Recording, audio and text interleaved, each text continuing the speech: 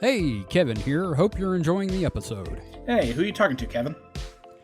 Listeners of our shows, I also want to let them know that if they're enjoying what we've been doing, they can support us on Patreon. Oh, Patreon. Were you going to tell them about the early episodes? Also, Patreon-exclusive episodes that can be found there, too? Well, yeah, I was going to do yeah, and then there's the other cool stuff, including art, merch for subscribers, like tote bags, hoodies, shirts, mugs. Yeah, and Can you believe people could support us for only $5 a month? You're definitely going to mention that, too, right? I was. Support Supernatural Selection and The Distraction Hole on Patreon for as little as $5 a month. Visit patreon.supernaturalselectionpod.com to learn more and get started today.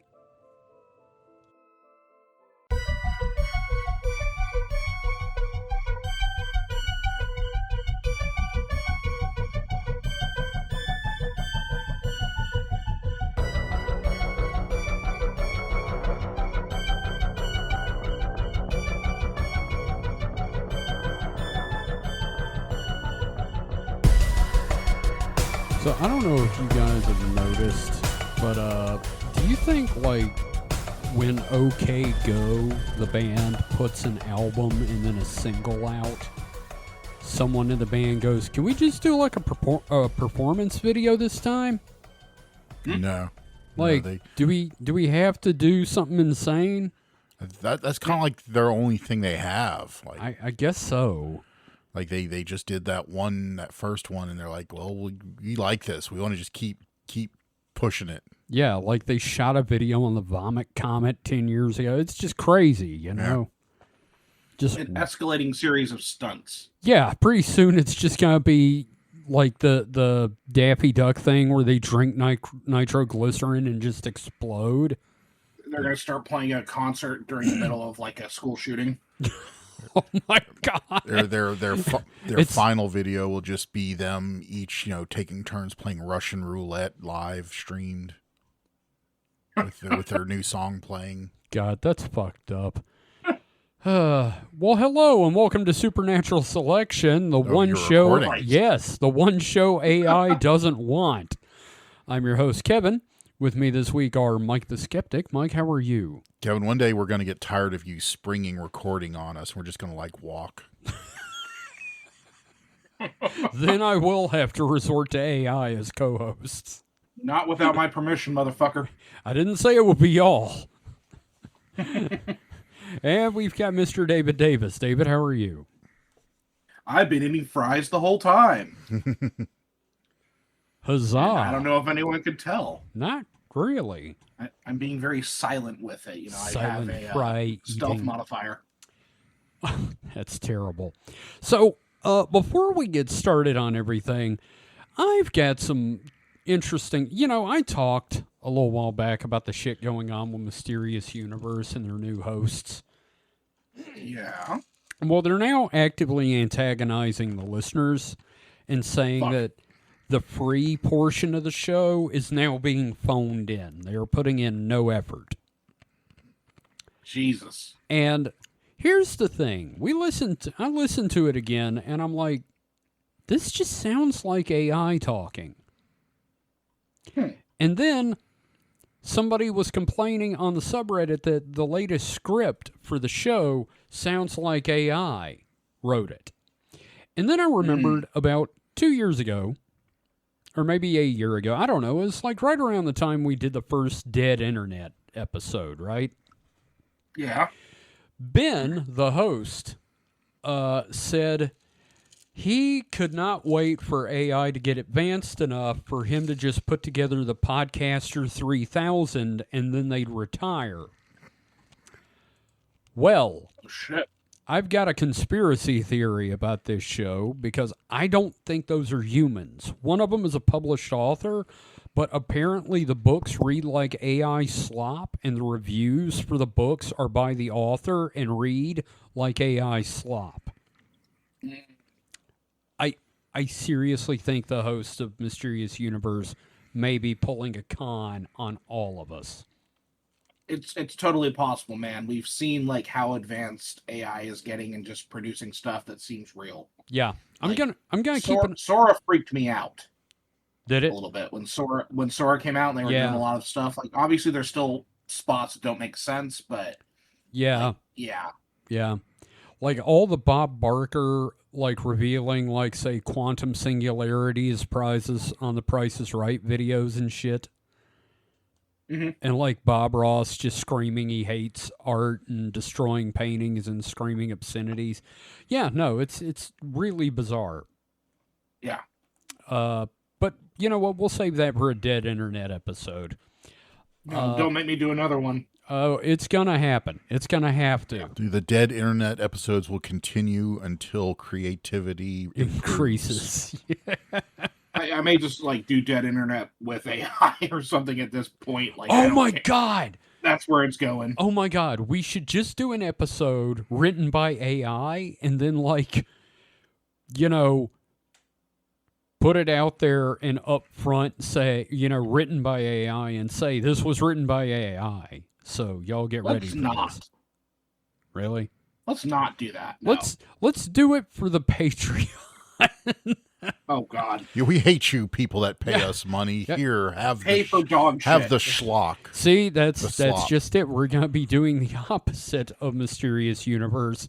We put the effort into the free stuff. The Patreon is garbage.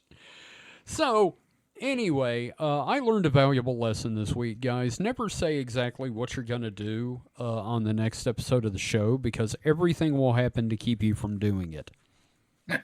So, this week we're going to go and learn about defending yourself against alien abduction.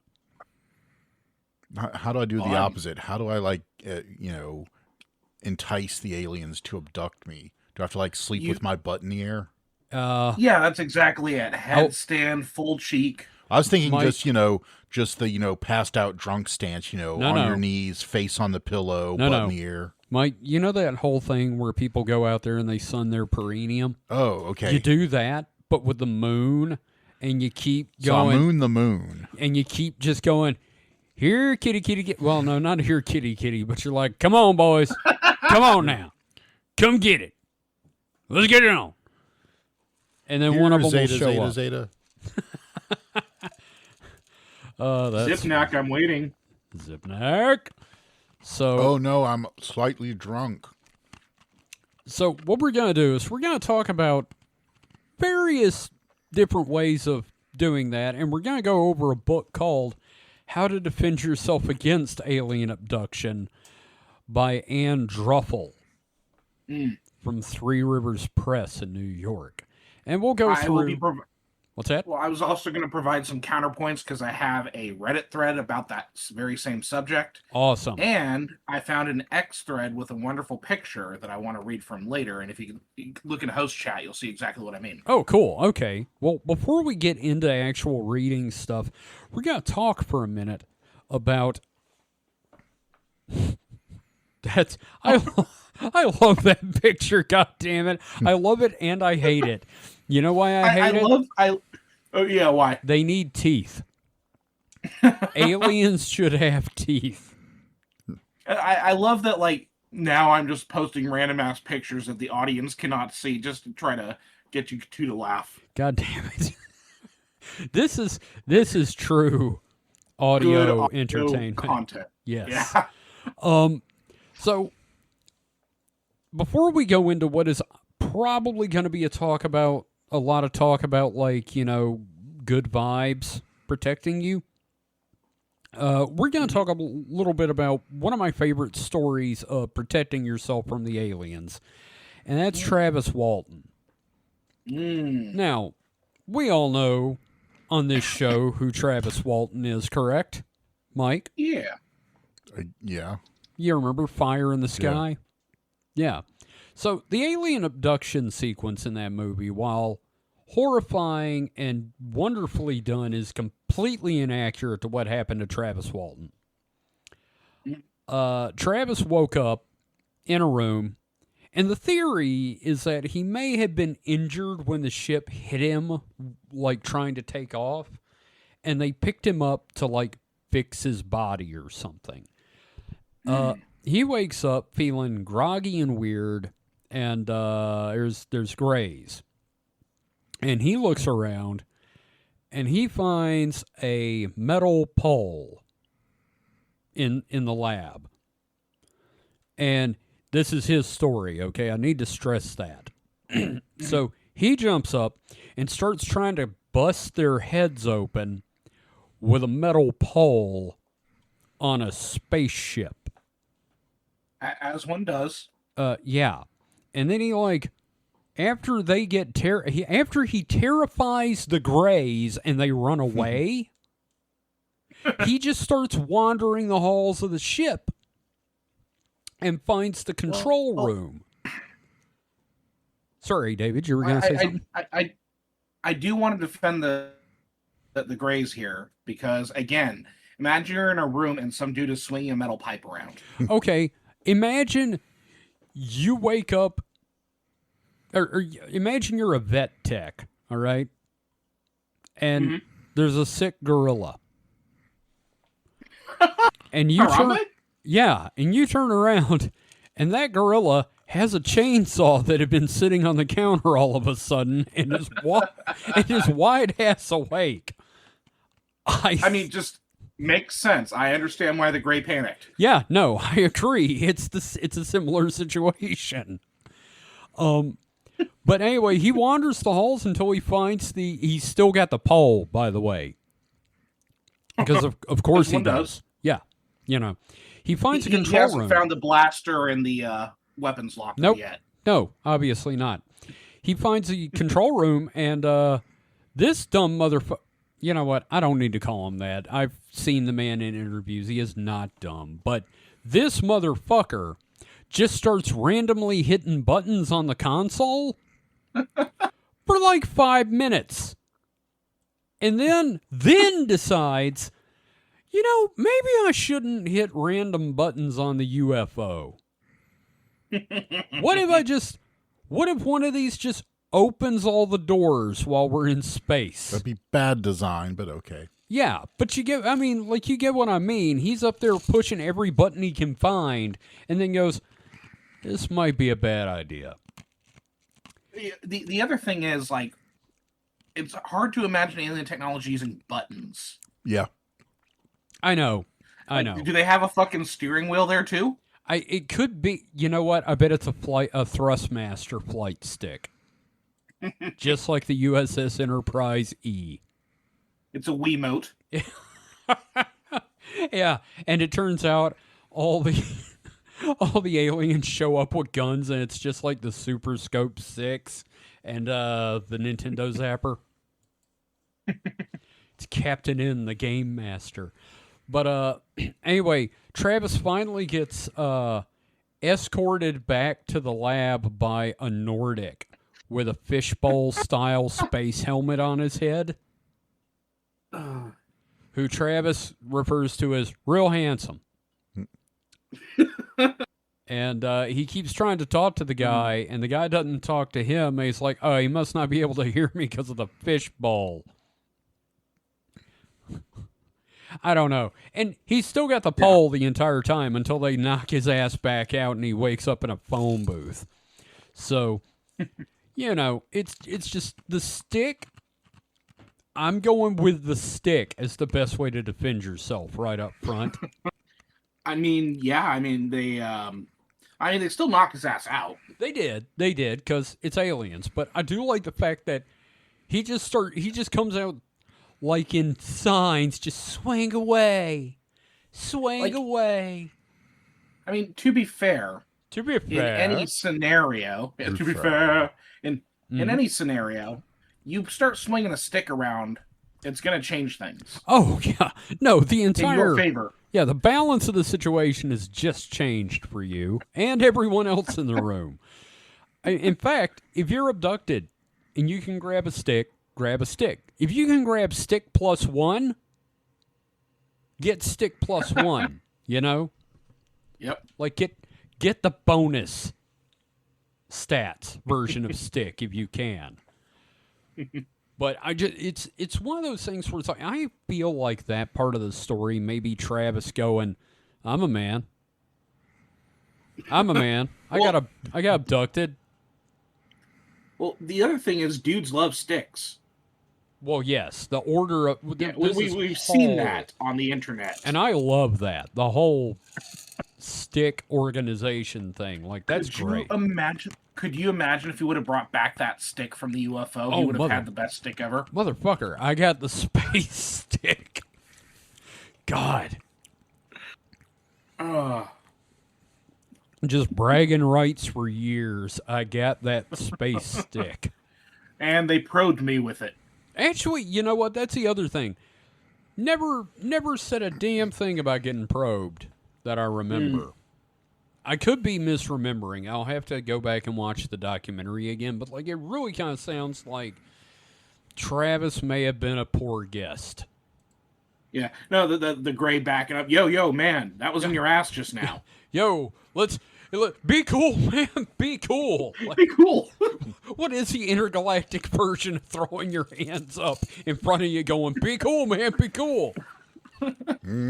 Oh, wait, I know. I've seen Transformers, the movie. Ba weep grana weep ninny bon. Some very old people are laughing right now. But anyway, Travis has the single best example of defending yourself. And the only other thing I can think of is, getting your shoes stolen by chicken aliens and telling Woody Derenberger, and he tells the smiling man who gets your shoes back for you. Oh, so many greatest hits going on now. I swear. We actually have not covered Travis Walton. We're actually going to have to do that. Oh, absolutely. Yeah, we'll have to go into greater detail. But, so, also, before we go into more reading, Mike. Yeah? And David, but starting with Mike, if you get abducted. Yeah. Number one, are you going to attempt to defend yourself violently?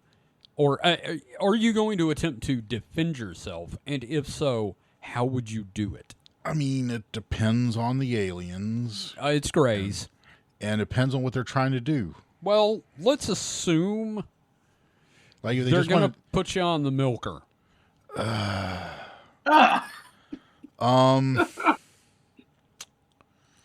Because, I mean, Barney Hill got genital warps from that thing. And they really need to learn to, disinfect that between people. Come on. I don't know that it's a matter of disinfecting. I wonder if it's is it a bug or a feature at this point?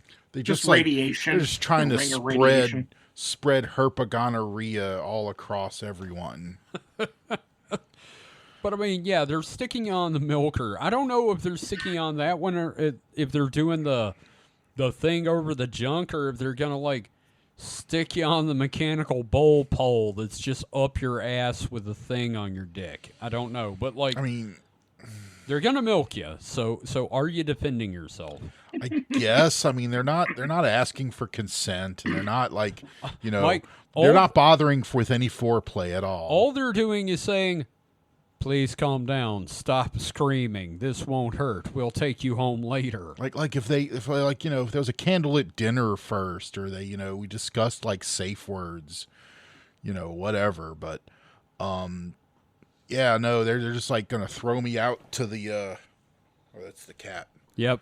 I sort of felt something against my ankle. And you thought it was a gray coming to milk. I thought it was like a bug or something. Okay, fair. But, yeah, I don't know.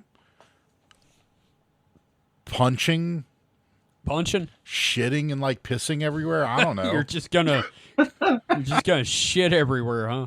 I mean, yeah, anything I can do, I guess. No, that's fair. I get that. I can see why you would do that. David, are you defending yourself? The windmill arm thing? Yeah. Oh, the windmill arm thing? Uh-huh. No, I know what it is. Oh, what? The ultimate fighting technique. Just shit? No. That thing where you cover your face with one arm and stick the other arm out and swing it around in a circle.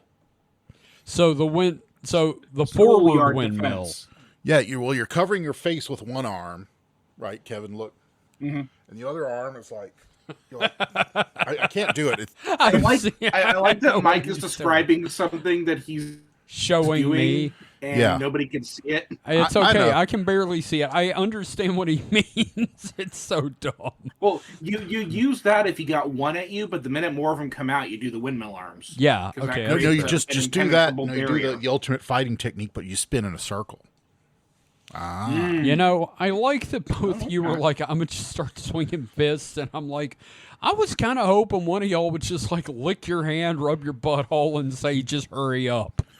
No, I mean, like I said, if they discuss terms and conditions beforehand, but the fact they're just like, we're gonna probe you, you got no say in this.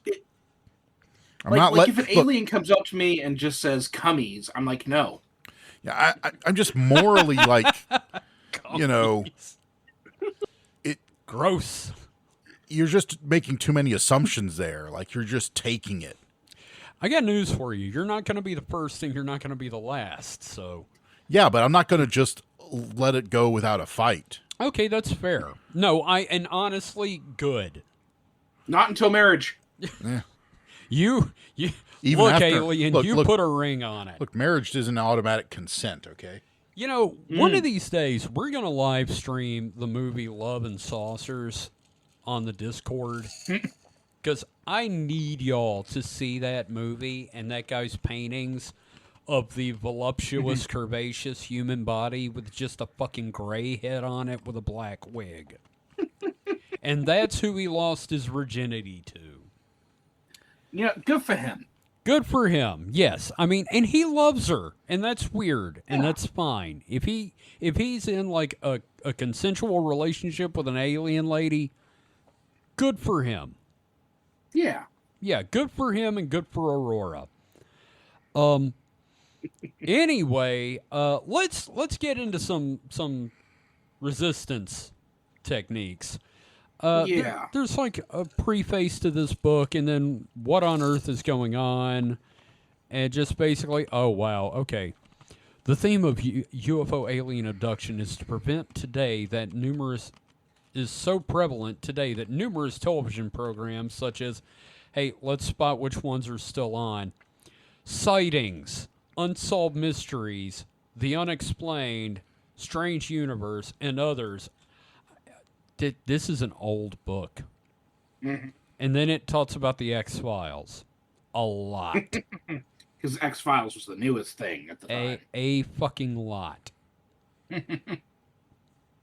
Wow.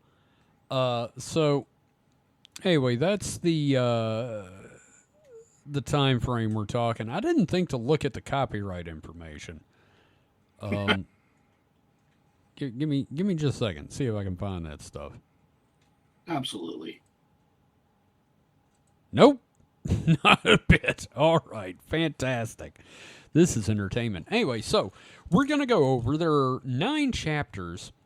And we'll start on number 1 and read a little bit. This is resistance technique number 1. Mental struggle. And then there is a screenshot of a text document. And it says, effective against the first stages of abduction, particularly paralysis and a general feeling of terror. A high-pitched, irritating sound is at times involved. When used at these initial stages, the second phase of abduction, calmness or compliance with the enemy's wishes, is prevented. A feeling of confidence on the part of the experiencer that the technique will be effective is essential. A stout-hearted feeling that the intruders are violating your inalienable rights, is that a pun? Your inalienable rights must be sustained. I'm an American. You can't do this to me. I'm an American. Maintain patience. This technique requires strong, internal, silent struggle directed toward moving one small part of the body. Hey, y'all remember that scene in Kill Bill where she tried to get her toe to move? Oh, yeah. Wiggle your big toe. That's Wiggle it. Your big toe. That is, and he usually a finger or toe. Mm-hmm. When movement occurs, a paralysis usually breaks abruptly and the visitors vanish. Skedaddle. Yep. Cheese it! For a few witnesses, the movement of the body parts must be progressive until the paralysis is broken sufficiently to allow the experiencer to call for help. Help! I'm picturing two aliens, like a Laurel and Hardy, and one of them's like, shit, I think I just saw a thumb move. Nah, it's in your imagination. I think I saw his thumb move. It's just Pinky in the brain. But just, Quiet, you know, Pack. you wiggle your thumb. Help, aliens! No one in the house is going to not take you seriously. So, most techniques that abductees and other close encounter witnesses use to defend themselves against unwelcome bedroom visitors are discovered almost by accident. They come intuitively to mind when the need arises. The first technique discovered during my research is also one Draw of the... a gun. Yes. Yes, that movement should be to draw a gun from the holster. Keep it loaded, especially if children are around. Oh, God. Anyway, the first technique discovered during my research is also the most commonly reported because witnesses describe it in more or less the same terms. We call it mental struggle. It is termed mental because, in the first stages at least, it is done silently, within the mind of the person using it. It is struggle because it requires a strong-willed person who is convinced that his or her rights are being assailed by the mere presence of the intruding entity. You have to be a Karen with these fucking grays. Like, I need to speak to your manager. God. Man, do you think a Karen's ever actually been abducted? You know, that's a good question. That is a very good question. And we'll have to figure that out one day. I'm a sovereign citizen. Oh, God. So I hope soft sits get abducted all the goddamn time. Castle doctrine. Shit. I printed me out a license plate. Oh, God. I'm a libertarian. You can't do this. I don't believe in seatbelts. I don't believe in seatbelts, and my girlfriend should not have to go to second grade. I read Atlas Shrugged once. I didn't understand it, but it moved I read me. it. How'd you get in my house? I didn't take the vaccine. That's my purse. I don't owe you. I've run out of stuff. I'm sorry. Lift with your legs, not with your back. I have a narrow urethra. Anyway. Good luck getting in there. Persons who wish to try this technique should know that other abductees have used this method against harassing entities and have succeeded in fending them off. In using it for the first time, they can feel confidence that, since the technique has worked for others, it is entirely possible that it will work for them as well. The first success at using mental struggle will amplify the abductee's confidence, and the technique might work faster should the visitors return to try again. Yeah, try moving your toe again, bitch. Yeah, it's this not time gonna... you move your whole foot. Fuck, he did. Run. The He's getting stronger. The crucial point in using mental struggle is that numerous persons who use it successfully report back to researchers that the intruding creatures almost invariably react with surprise when human beings show resistance. This fact alone indicates that these harassing creatures, whatever or whoever they might be, seem to feed on fear. If a witness confronts them self-confidently with mental struggle or any of the other defense techniques described in this book, the creatures seem powerless against it. There are, of course, various stages in the abduction process which differ somewhat from witness to witness. Some abductees sense the approach of intruding entities before any physiological effects are noticed. Usually, a general paralysis abruptly sets in, rendering the human being unable to move except for slight head and eye movements. Many experiencers, awakening already paralyzed, sense unseen presences around their bed. Although unseen, the presences cause overwhelming terror.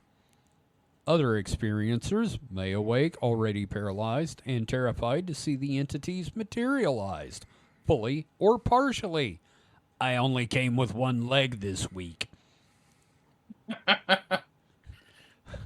Here's the thing. All of this that's being described is just sensations that people have had for thousands of years, because the brain acts really funny when you're like between that state of dreaming and being awake. It's like getting hagged.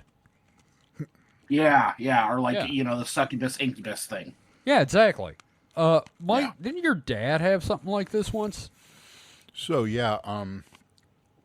told me once that he was laying in bed, and I don't remember if he'd like fallen asleep and woken up or if he had not fallen asleep, but he just knows I just remember he said that felt like he couldn't move, so sleep paralysis of some form.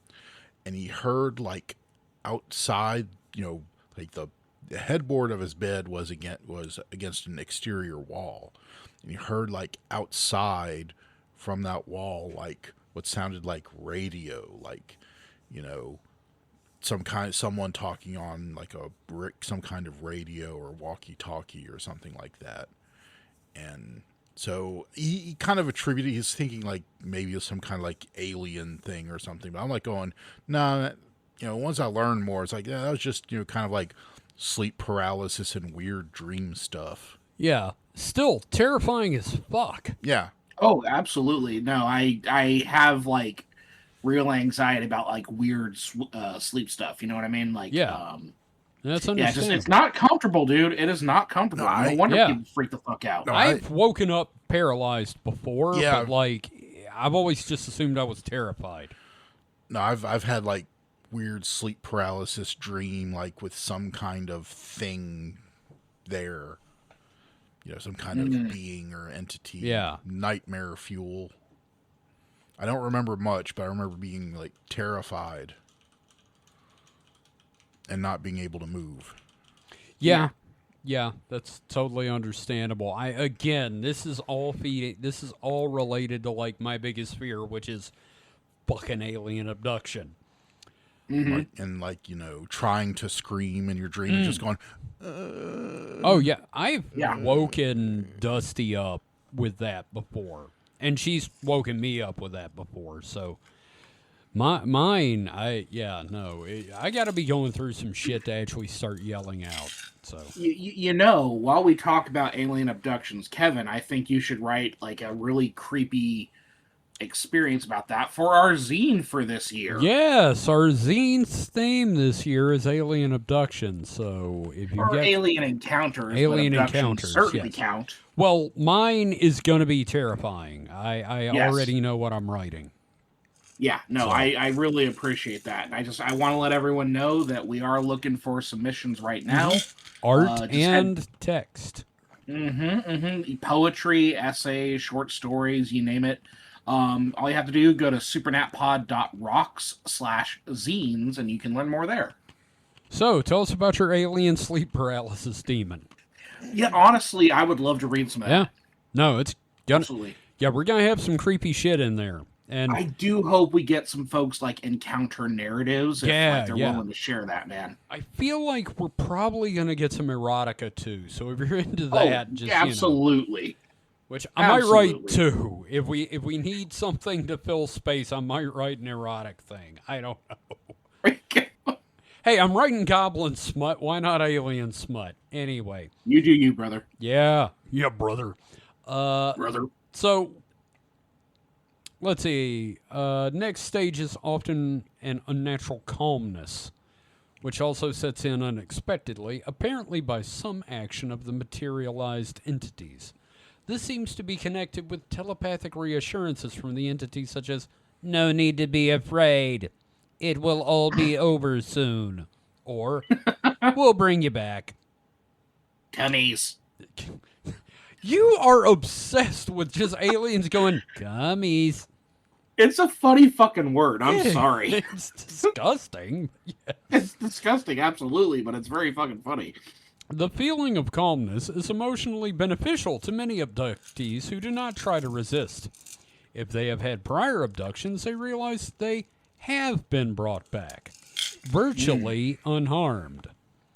Witnesses who experience the calm are not as likely to resist instinctively as those in whom the calmness is not yet set in.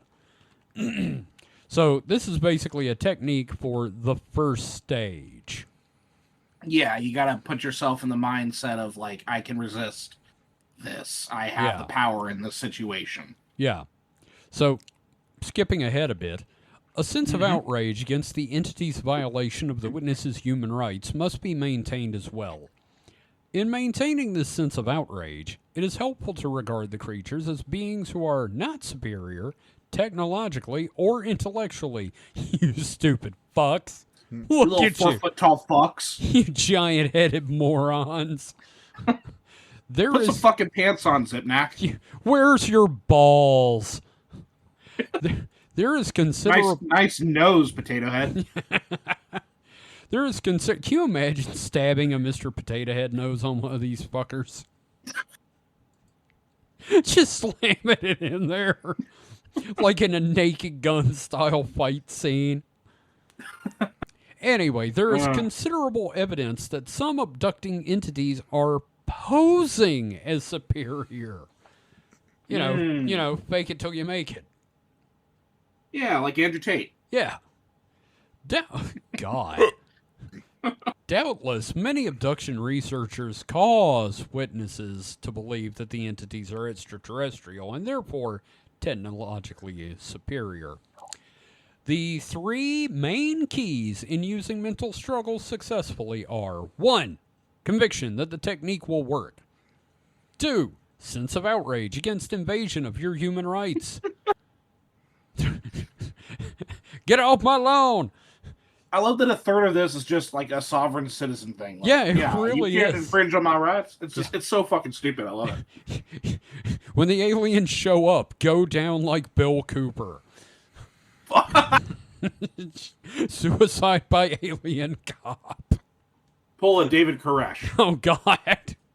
Set off the tear gas. Burn your house. Burn the house down with alien tear gas. 3. Inner assurance that the technique works just as well for terrified witnesses as it does for those more fearless by nature. Oh, wow. Okay. Yeah. There's apparently the author has a book called The Tujunga Canyon Contacts. So that's something to look forward to. Interesting. Yeah. The next long bit is just them describing some women getting abducted and getting pissed off about it and then being okay. Dear Penthouse, you won't believe what I witnessed. I got really pissed off at Gray's. So we'll do a couple of these and then we'll take a break. But okay.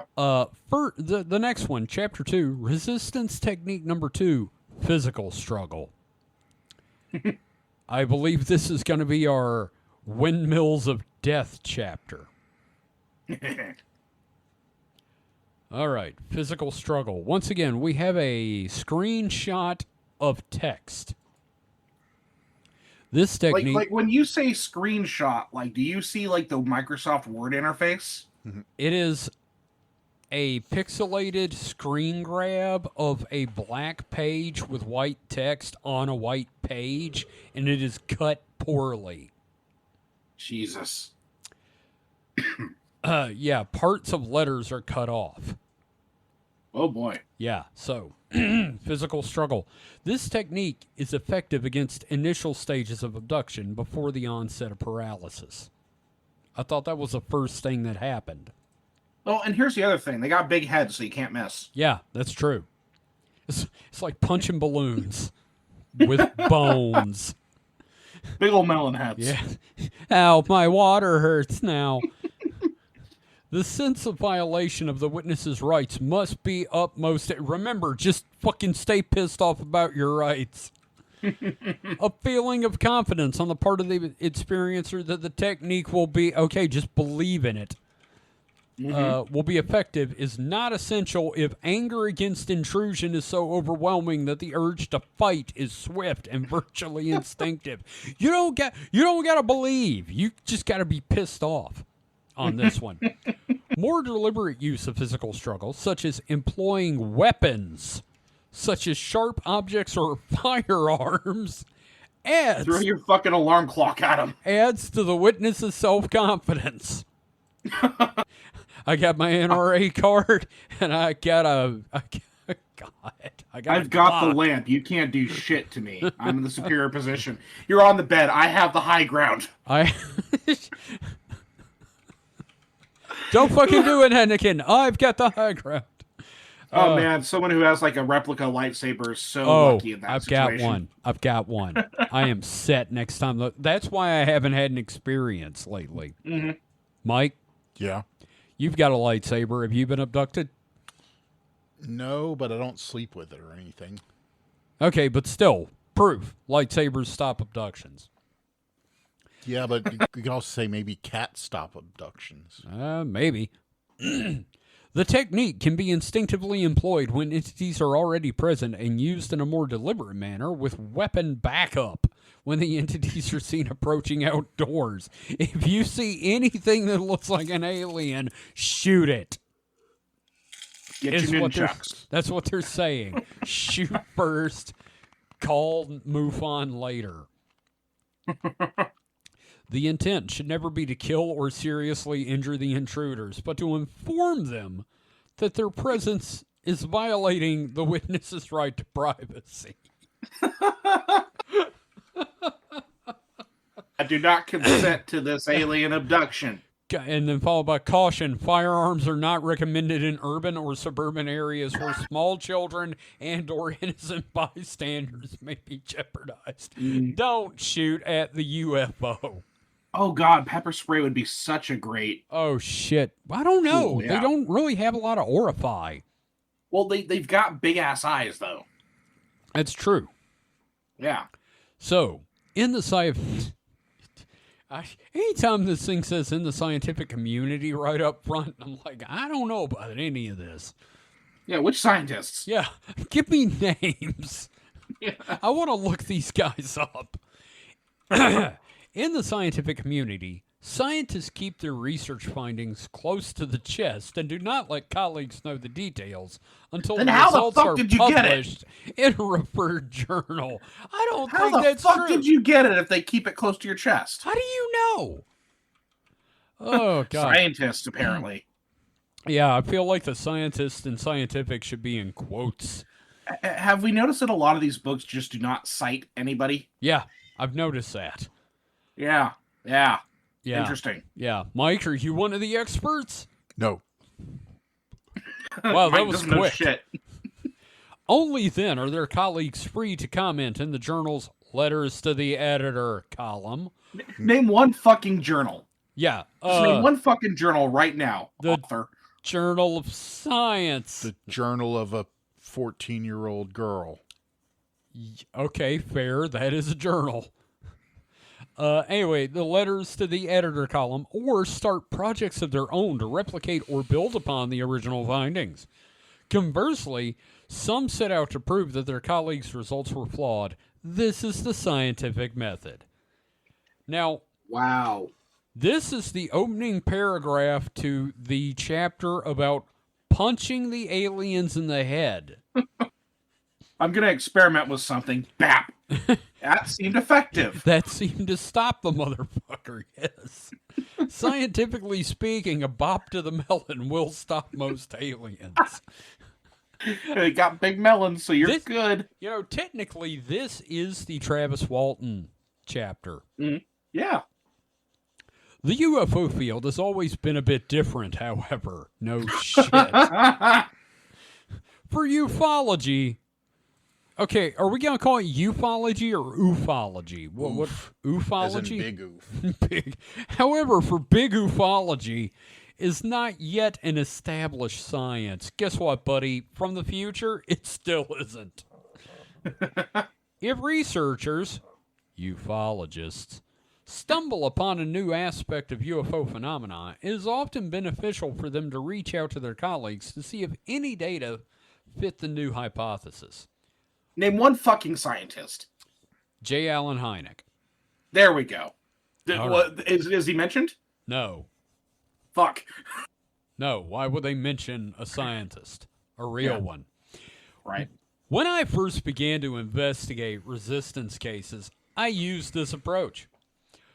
Although most of the new data I collected was from individuals who contacted me directly to share their resistance experiences, two or three research colleagues came forward spontaneously to share cases in which experiencers had described methods they had used to rid themselves of unwelcome visitors. One of these generous colleagues was Don Worley, an objective... Oh my God, an actual name. Yeah, well, it's because it's a friend of his. An objective and studious veteran UFO researcher living in Connersville, Indiana. I've actually heard of Don Worley. Yeah. Which is funny. During the past several decades, he has investigated UFO phenomenon. Everything from lights in the sky to daytime discs. Close encounters to reported landings. Like many others, he is now chiefly involved in studying the abduction phenomenon.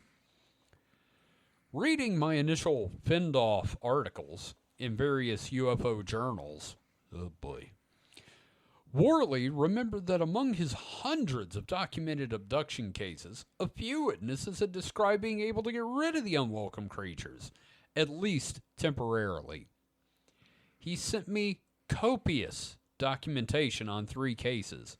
Yeah, I found like 4 pages. You want to read them? One of the most beguiling was that of Patsy Wingate, who Don referred to, for reasons that will become evident, as Patsy the Mountain Girl. Why'd you have to give her a sideshow freak name?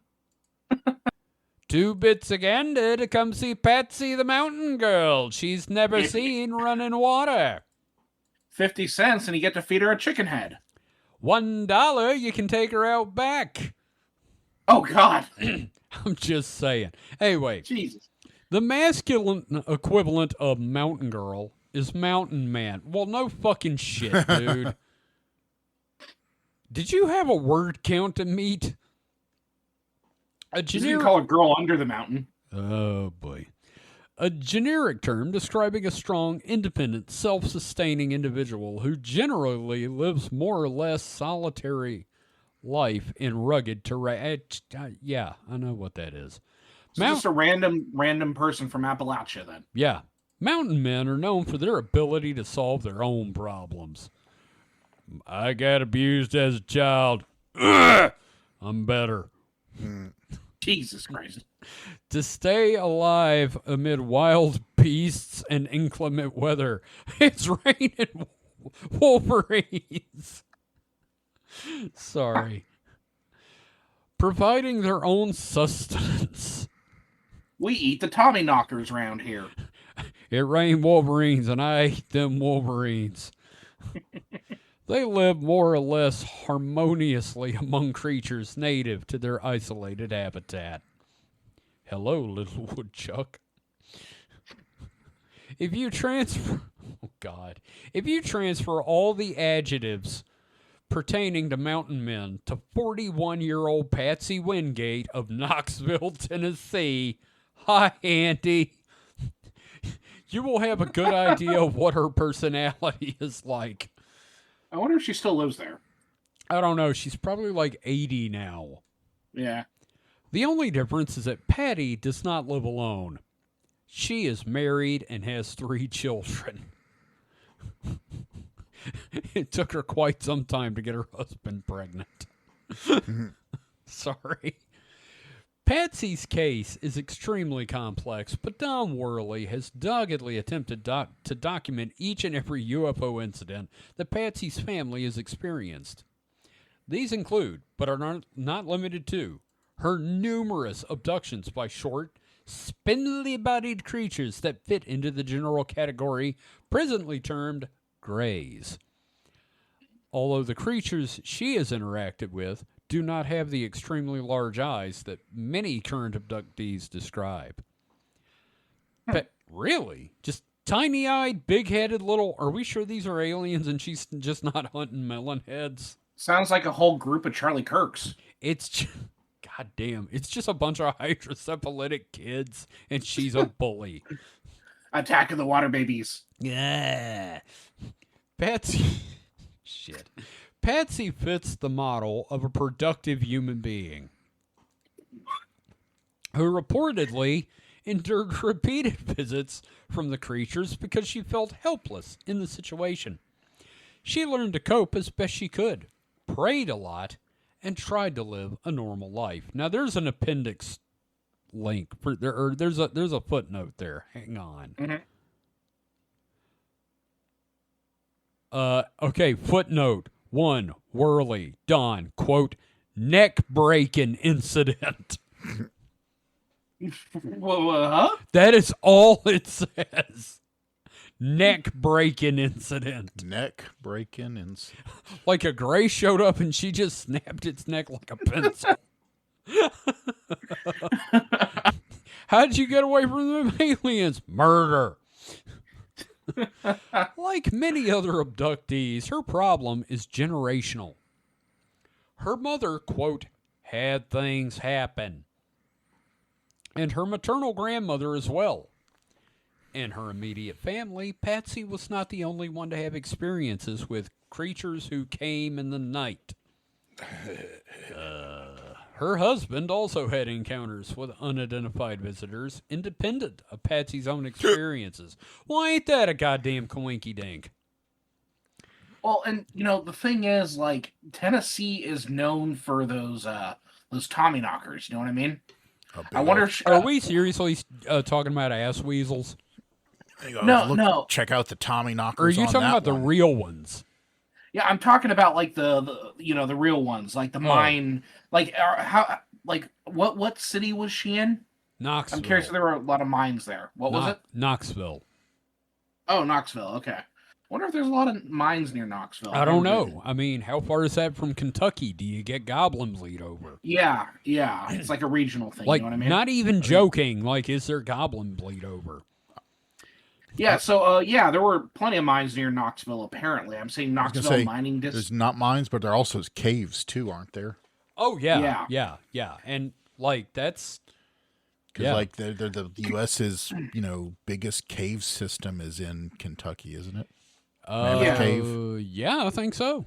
One of them. Because one of the questions I have is, like, I've not heard anything involving, like, actual UFOs in this scenario that you're reading about. I noticed that region is known for these kind of like Tommyknockers or whatever, and it could just be like Tommyknockers, Kentucky Goblins are all kind of the same thing. Chuds. Just, So I'm curious about that. Yeah, interesting. Well, we'll see if there's any mention of them. I'm kind of invested in this one all of a sudden. Yeah. So husband, he developed a fear of sleeping in the back bedroom of their house, but was not inclined to talk freely to Patsy about it. Now, that's interesting because I developed a major fear of looking out my bedroom window when I was young because I was terrified that something was going to be looking in at me. I mean, windows are fucking weird like that at night because, like, we have a glass door in the bedroom that leads to our little backyard, and sometimes I'll just catch the reflection of something in the window. It's usually me or whatever, but it fucking throws me, dude. Oh, I can imagine. Mike, you ever have that? Like, see something out the window, or no. Do you ever develop like when you were young, did you have a fear of like looking out the window at night or something? Did you ever develop something like that? It's a little, I can admit it's a little weird, freaky looking out the window sometimes because it's all dark and nothing. You can't see anything out there, and it's light inside. But yeah, I mean, I can't say any specific incidents. So you didn't. I mean, sorry, just enough light to kind of see yourself. Sometimes it'll be like, whoa, shit. So you didn't like look out the window, see a glowing gray in the window, start screaming, and wake up the next morning? No.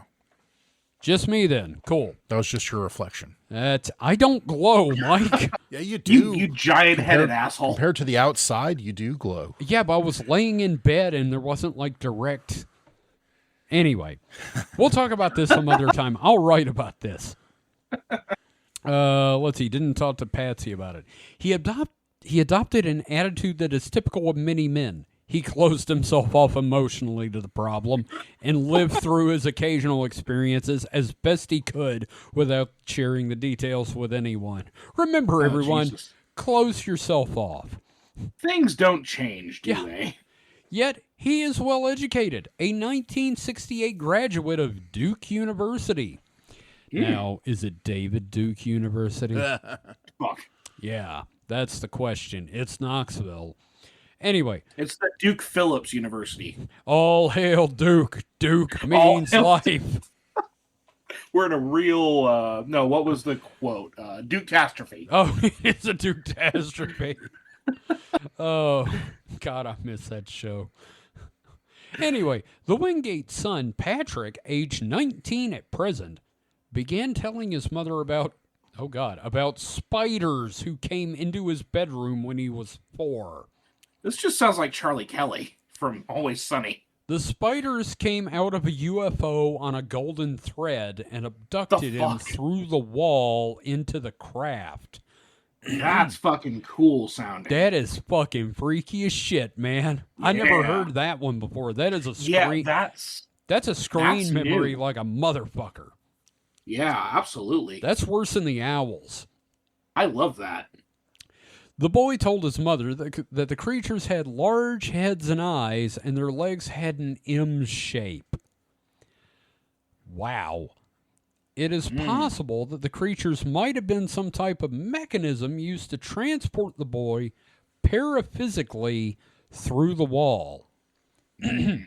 Patsy did not share with Patrick the fact that she was having experiences herself with unidentified entities, but she encouraged him to talk about what had happened to him, thereby helping to relieve his anxiety. You know, actually, I just realized this reminds me of an encounter I heard about once. Really?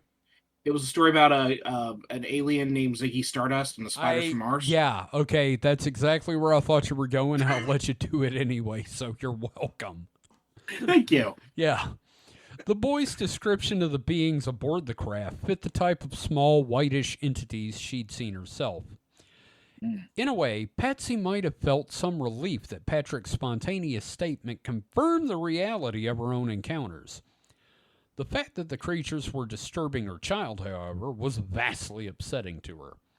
Yeah, I would imagine as a parent, it's like, okay, it happened to me, that's fine, I guess, but yeah, I mean, keep my child out of this. Same thing with Whitley Strieber, you know, him getting abducted, he could probably deal with it. It's when they start coming for his kids, you start getting pissed off.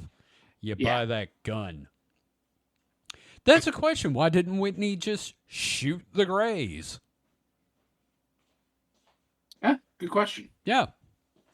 Someone should ask him that. Yeah. Hey, Whitley Strieber, if you ever hear this and you're Googling your name, why didn't you just shoot him? Mike, would you shoot the Greys? If you woke up and they were in your room.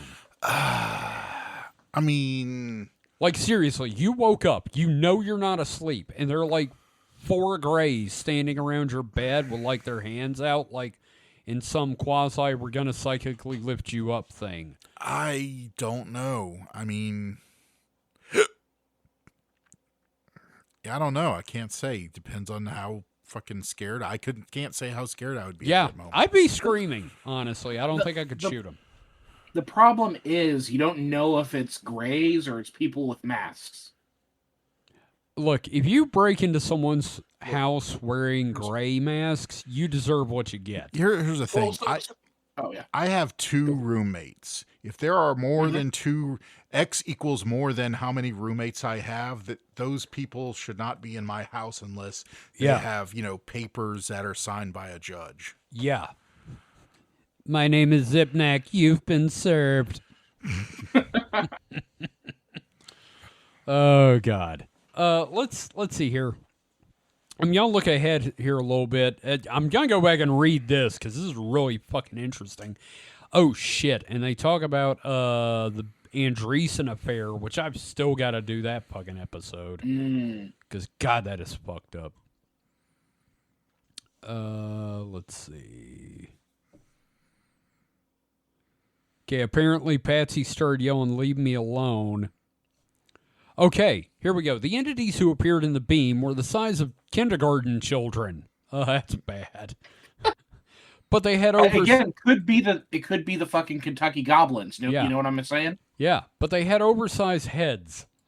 Upon seeing them, Patsy felt great anger at the intrusion. Fuck these kids. You know, is anybody else picturing the wife from Snuffy Smith? Or is that just me picturing Wheezy? She had not been getting much rest during that particular period of her life and was outraged that she wasn't going to be allowed to sleep in peace. She screamed mentally at the entities, "Leave me alone!" They continued to advance towards her, their legs bending slightly with each pace forward. Patsy's anger increased beyond tolerance. She jumped out of bed and ran toward them, attacking the one in the center, who was slightly taller than the other two. I just picture the look of horror on this Gray's face as this massive mountain woman runs toward him with a fist back, like fucking Popeye. Okay, here we go. Without thinking, she seized its neck and squeezed firmly. She did not have any intention of hurting or killing it, but only wanted to get the idea across to the creature that she was fed up with her repeated harassments. The entity's neck felt somewhat warmer than human skin. To her astonishment, really now, the thin neck snapped, and the entity's oversized head fell onto its back. Jesus. She heard the sound of its neck breaking. We lost Steve, run! No one can describe better than Patsy what happened after this astounding development. This unprecedented incident of a human apparently killing a UFO entity, because such entities are widely regarded in the field as technologically and intellectually superior to humans. God, that would be such a sick shirt. Just like her holding up like one of the aliens, neck snapped, fighting off the others like a pulp cover. This is about to get good. Here are her own words. Oh, boy. His neck just broke like a twig. Just psst, like that. And its head fell straight backwards. I'm adding the backwards. It's backwards. Okay, yeah. Fell straight backwards. Now the other two got this look on their face like, huh? What they did was you could see their eyes lift slightly in surprise, and their faces had a funny kind of droop look. It was like, how'd you do that? Like, how come we couldn't stop her? Steve was retiring next week. Yeah. He had one day left. I just bought a boat. It's the SS Live Forever. Anyway, here's our Simpsons reference, everybody. The end of the incident was equally surprising. The entities made no attempt to retaliate for causing their companions injury or possibly death. Patsy herself was convinced she had killed it, for it now seemed unable to move. At least paralyzed. Synchronous with her subdued expression of surprise, the other two entities immediately held up the one Patsy had attacked. Like just, they weakened and Bernies'd him. They cupped their hands under its shoulders and backed up, still in unison. They moved into the beam of light, dematerializing as they were enveloped in its glow. The beam then disappeared. Although the source of the beam of light was never visible to Patsy during the incident, she surmised that it emanated from a UFO that was hovering over her house. The low humming noise that preceded the appearance of the light and entities gives credence to her hypothesis. Anyway, that was fascinating and fucking hilarious. And the thing is, there's a drawing that she did on this page of the Greys, and it's pretty good. It's pretty good. I picture the two of them just like, wait, she could do that? Wait, did you tell her she could do that? No. But the drawing has like the Greys, and there's like a washing machine in the background, and then a little arrow pointing that says toilet directly behind, like behind the lead guy that she killed. So, good to know. So we're going to take a quick break, and then we're going to kind of speed run through the rest of these and just cover them. But like, damn, man, remember, if they're trying to abduct you, snap their fucking necks. Yeah, hell yeah. Just fucking snap their fucking necks. What are they going to do? What are they going to do? They're going to pick them up and, like, try to do some Weekend at Bernie shit, I guess. I'm an American citizen, snap. I don't know you. All right, so we will be right back after this. Hey, man, what's got you off in your phone there? Oh, just going through all the funny Mothman memes and supernatural shit posts I've been wanting to share. I just don't know where to put the posts yet.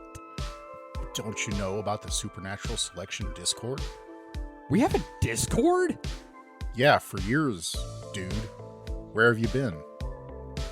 Can people chat with the hosts and get previews of upcoming episodes and generally post funny shit as much as they want with other listeners? I mean, if that's your bag. I mean, personally, I wouldn't do that, but there are even live streaming events for the shows there, too. You've been in a few. How do you not know this stuff? It must have been my doppelganger. How do I get into the Discord? It's easy. Just visit discord.supernaturalselectionpod.com. Now say that 3 times fast. Well, that's perfect. Now I can share 3 terabytes of Hollow Earth memes. Get it? Terabytes. Never mind. Forget I said anything. Just don't do that. You should definitely not visit discord.supernaturalselectionpod.com to join the Discord. We don't want you there. Too late. I'm already posting my alien abduction fan fiction with the general chat. Join the hosts and listeners of Supernatural Selection on the official Discord. Just visit discord.supernaturalselectionpod.com. And we're back. You know what the best part of that last story was? Huh. We had payoff on the neck breaking incident. Like, it was pretty good. It was a footnote, and then we read the incident. Goddamn. It did not disappoint either. No, it did not. Mike, would you do that? No. No. I don't think I could kill him. Unless I felt that they were actually going to kill me, no. You know what I would do? Throw Ginger at him.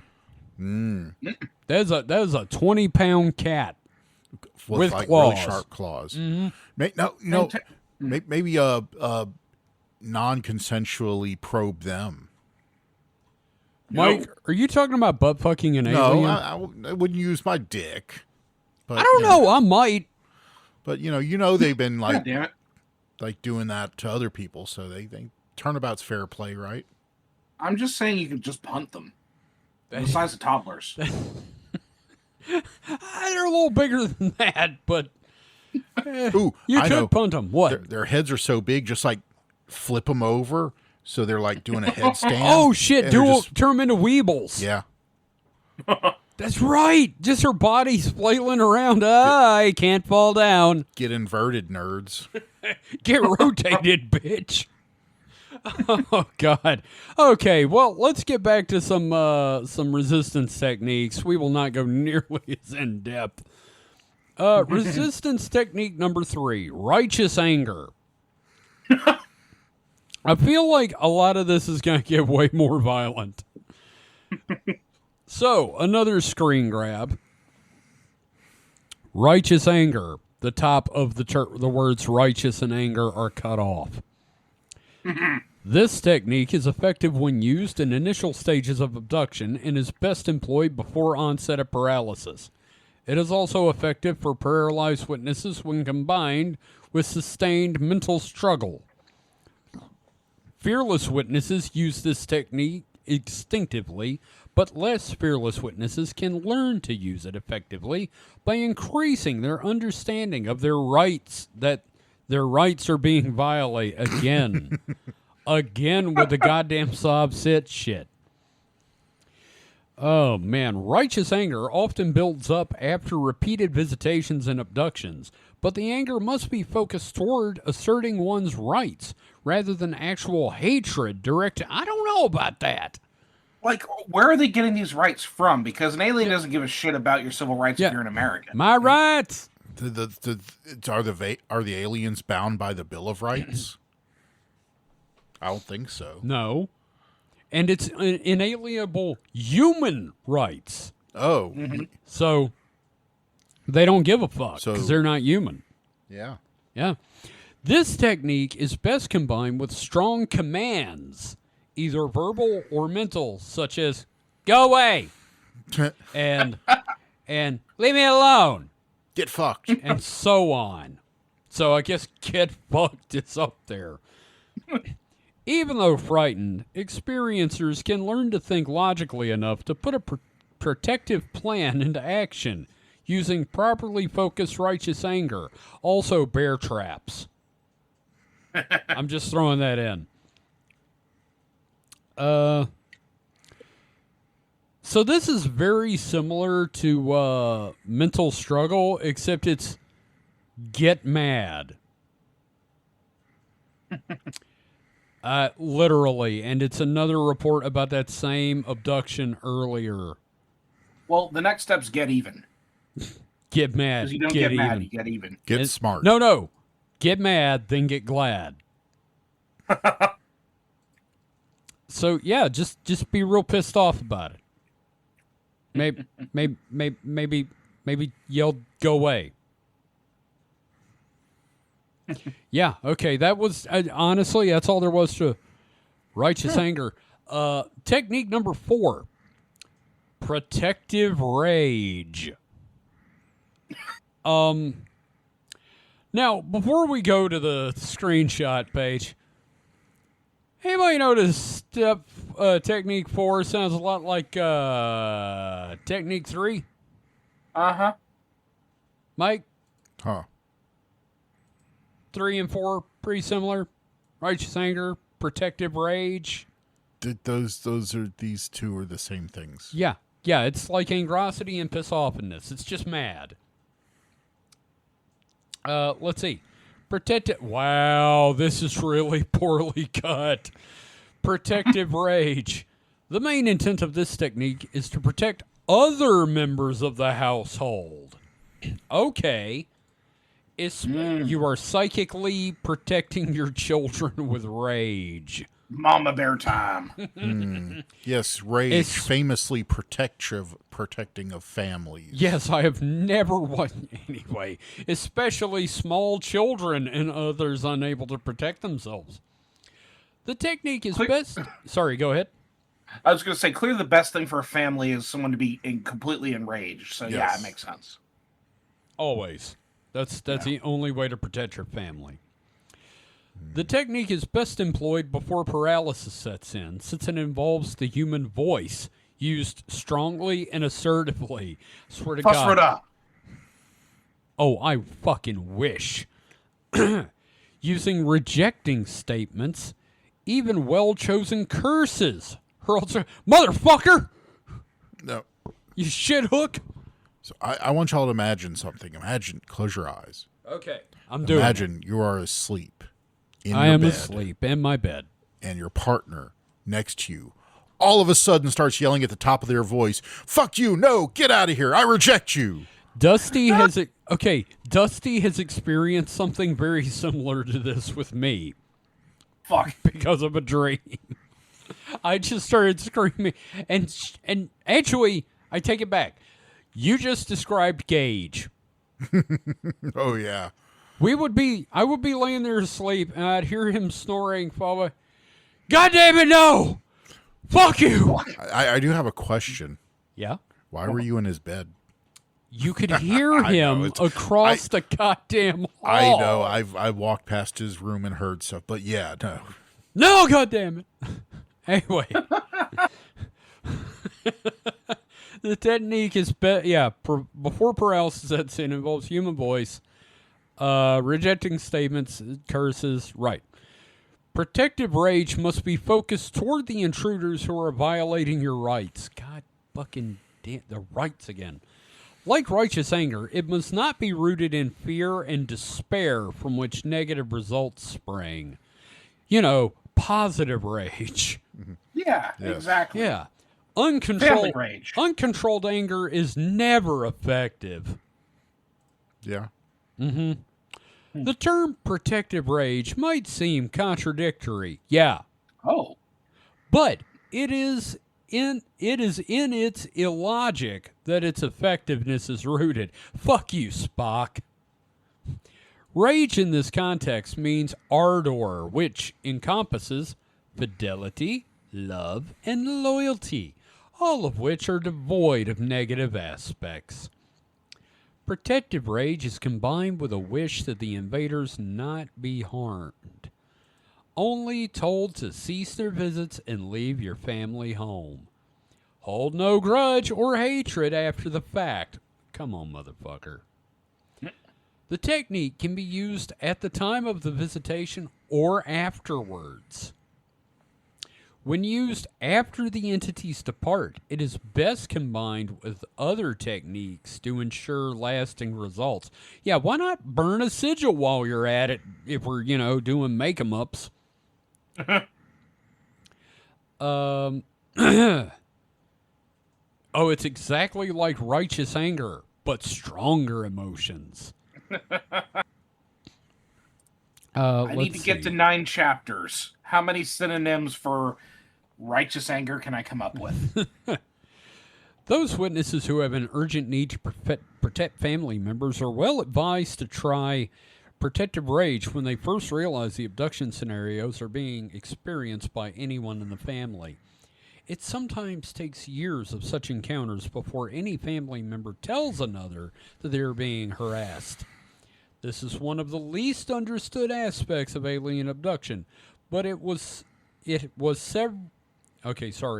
discovered by several researchers independently and is now generally accepted as part and parcel of the abduction phenomenon.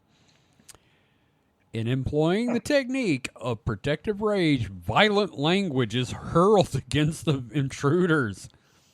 Hey, shithead. Well, get your little gray floppy hands off my kids. Them kids. Where your dick at? You ain't got no balls. You ain't got no balls, son. Well-chosen curses can be used if the experiencer is acquainted with any. I don't think any curse words are ever well chosen. Oh, they mean actual curses. Oh. The Irish, for example, have rather charming curses that are not only effective, but humorous. Humor is an integral part of the long history of the Irish and resulted, at least in part, from their efforts to survive 7 centuries of oppression. Fuck. Which, I remember a few Irish curses like may the devil cut off your head and make a day's work of your neck. Yeah. Like it. Yeah, I hope the devil cuts off your head and fucks your throat. I guess you can say that to the craze and I'll be like, and run off. So, yeah, that's protective rage. Let's go to 5. This is going to be the rarest one of all, y'all. Resistance technique number 5, support from family members. Hey, I'm getting abducted. Can you help me out here? Hey, Joey, can you pass me that gun there? One of these little gray fucks is in my bedroom. I need some positive affirmation. Just a whole family, like, curb stomping an alien together. Hey, Joey, tell this guy to fuck off for me. Okay, support from family members. By family, we mean not only blood relatives, but other people at the Olive Garden. No, it's just that half of the words are cut off.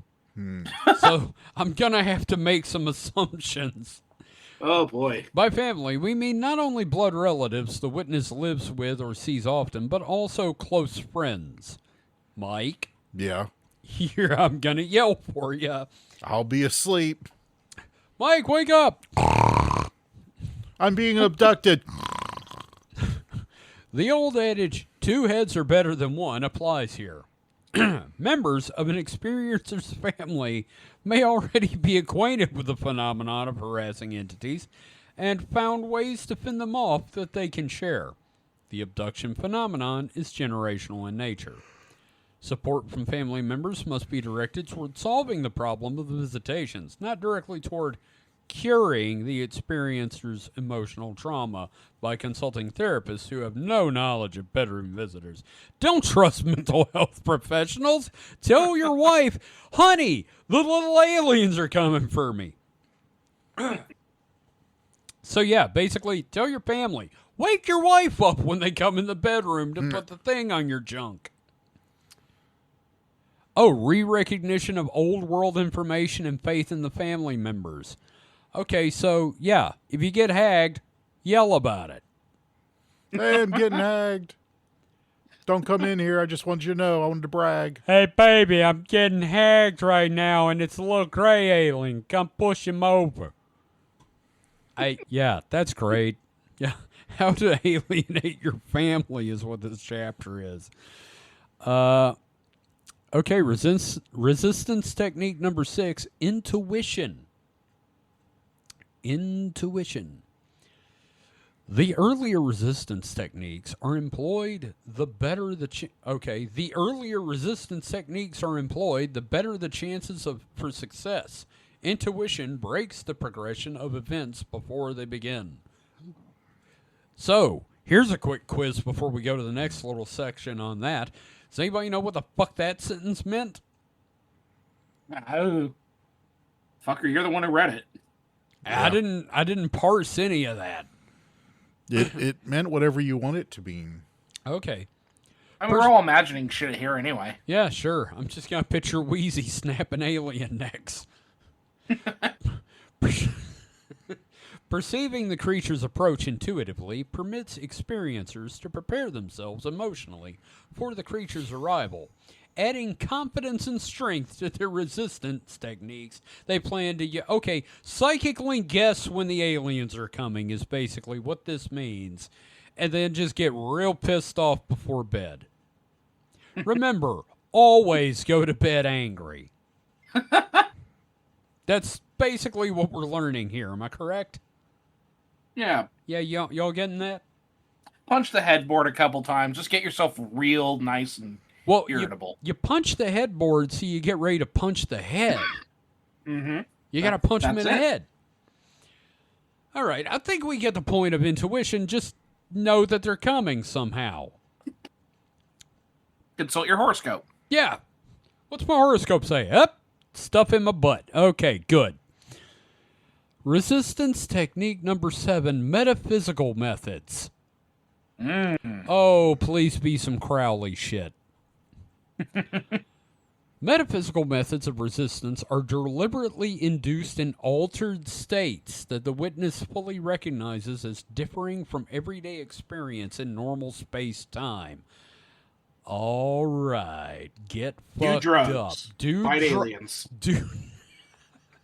Do drugs, fight aliens. That's a good shirt, That too. is, David, write that down for me. Holy shit, we need that in the store. Do drugs, fight aliens. And we draw our own version of Wheezy just punching an alien's head backwards. Oh, man.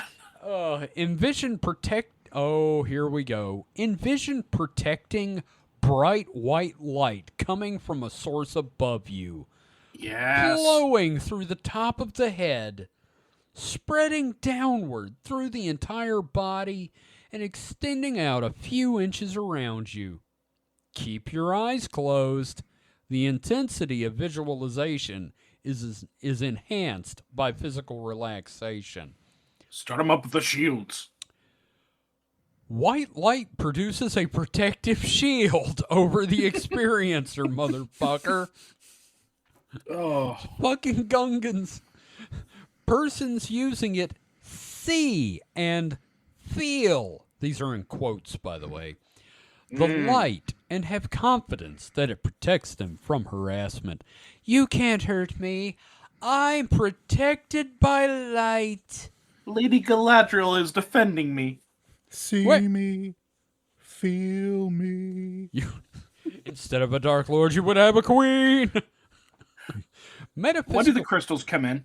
I don't know. No. When do you come on the crystals? That's the question. Yep, there you go. That's true. That's it. Metaphysical methods are not commonly used by most humans living in Western cultures. Even so, metaphysical methods such as internal sound can be learned by people who are highly motivated. Now, sorry, Mike, go ahead. Is that like when my guts get all rumbly with gas? I don't know, but it does remind me of something I wanted to talk about at the beginning and forgot. On Coast to Coast once, George Norrie talked to someone who discovered a sound that can drive the aliens away when they come to abduct you. And if you make this sound, it will protect you. Would you guys like to know the sound?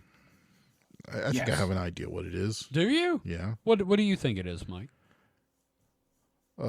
This alien's touching me under the no-no place. That is not the sound, Mike. Dang it. The sound is...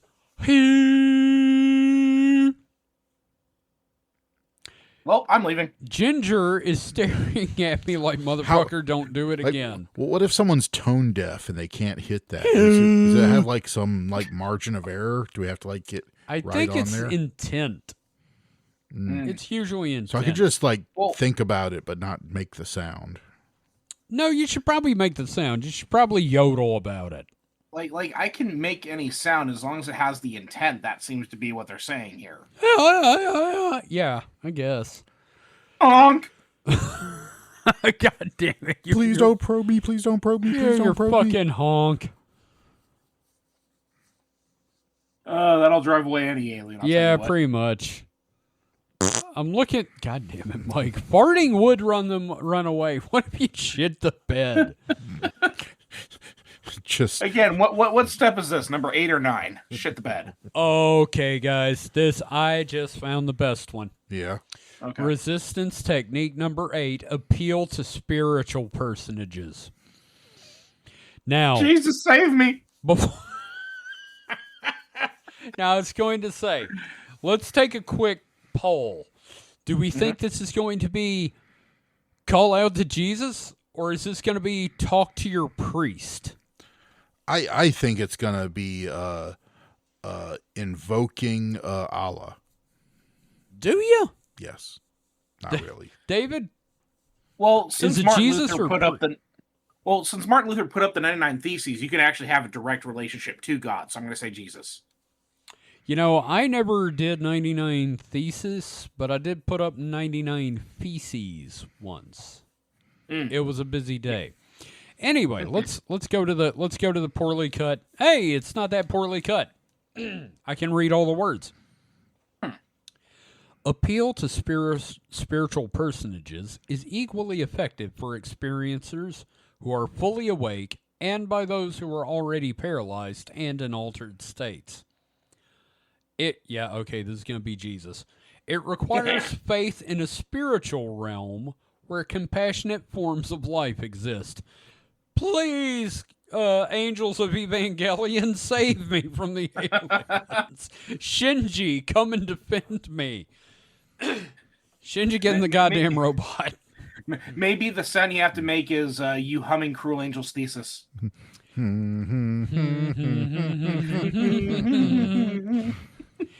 It is perhaps the most powerful technique yet discovered, since it is already available to a majority of experiencers, and the logic behind it is backed by all major religions of the world. Help me, St. Larry Zonka.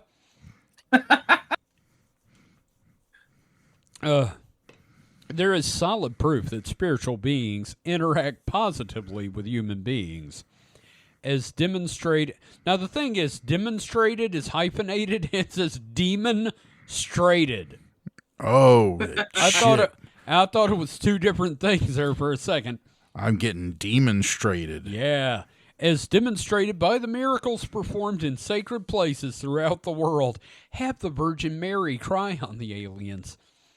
Buddha, you're a monk. Don't you have 2 additional attacks? God damn it. It's not shall, David. Never is.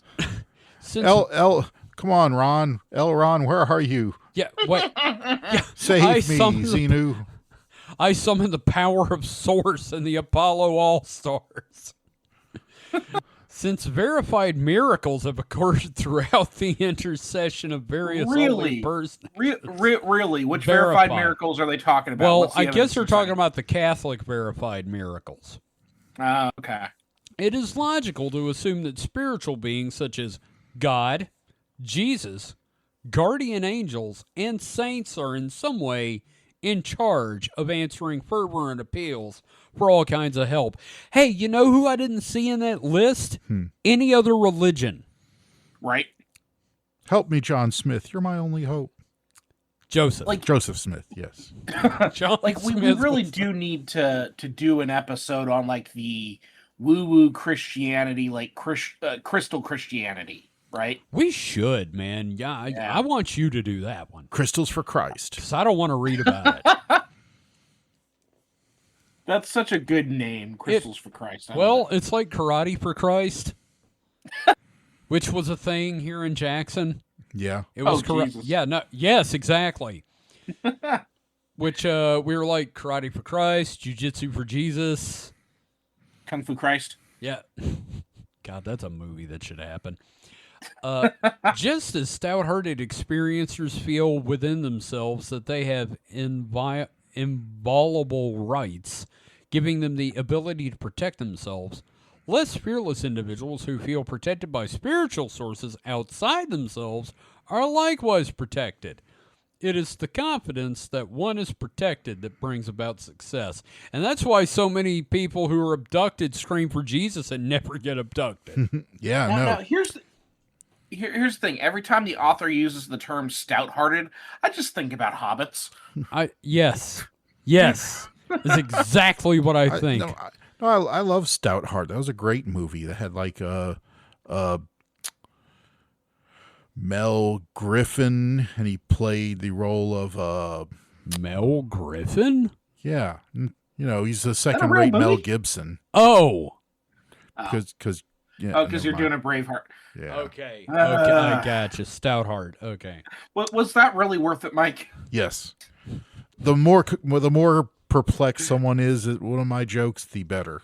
It sounded like you were fucking perplexed by it too. Mike, your jokes are very journey before destination, aren't they? Oh no, they have a destination. They just the destination is obscure, and maybe. And there's fog. The map is wrong to the destination. The map is not the territory. Yeah. But you definitely always get there some of the time. Well, guys, we're on the last technique. Oh, no. Oh. Resistance technique number 9, repellents. Here we go. Crystal time, spray? baby. I hope it's Wolfgang. Where's my bub bomb? God damn it. Fucking explorers. Anyway, I really hope this is a can of Raid. Oh, God. Nope. Y'all were kind of right. Herbs, sage, flower essences, and essential oils are proving effective as resistance techniques. What about Himalayan salt lamp. You haven't let me get far. You haven't let me get to the salt part. Oh. Apply lube to yourself, and they can't grab you. Oh, be the greased up deaf guy. Hey, okay. y'all. You can't get me. Anyway. You're wasting your time. Experiment with these carefully, as the strengths needed for individual experiencers have not been determined. So I heard about experimenting in college. Yeah, that's exactly what they meant, Mike. What you do on next Prime Day is buy that 55-gallon barrel of lube, dip yourself in it, and get in bed. No, what you do... No, Dave, you'd get in bed and slide out of the bed onto the floor. And then your loved one will hug you, and they'll be like, I had someone a second ago. Actually, I was going to say, you get on Amazon Prime, you buy the Cosmic Death Fungus stuff, and you just goose shit at the aliens. You just launch it at them. Oh, God. Anyway, next part. Yarrow, St. John's wort, and pennyroyal, traditionally used for defense against harassing spirits, werewolves, have been reported effective against harassing entities in current research. Caution. Pennyroyal has been used traditionally to induce abortions. You know, if you got a hybrid baby, use that shit. Pocket potpourri. Look, can we all once again shell? Can we all just lay off St. John? I mean, his growth doesn't need to be brought up all the time. That's true. Okay, salt has been used traditionally as a repellent and has been used successfully by at least one experiencer. You know, I'm sure witches. I'm sure salt in use in the occult was a lot more impactful, you know, before it was cheaper than dirt. Yeah. Practitioners of Wicca use salt to keep away unpleasant spirits on Halloween. So, you know. Yeah, I saw Hocus Pocus. So, you know, grind salt into your fucking carpet to keep the aliens away. Throw it in their eyes. Actually, pocket salt. What a clever little witch. Actually, pocket salt sounds like a much better idea because they got some big goddamn eyes. Yeah. Hey, Danny, don't put salt in your eyes. But then again, any fine, powdery, granulated stuff would work just as well in that case. You know, cocaine. You know, cocaine's a hell of a drug. Could you imagine Gray's on cocaine? Oh, shit. Holy fuck, John. I feel really good about these 3,000 people we abducted tonight. Gorblax, I got the thing stuck in my own butt. Can you imagine a Gray in a K-hole? What would he would have, like, he would have a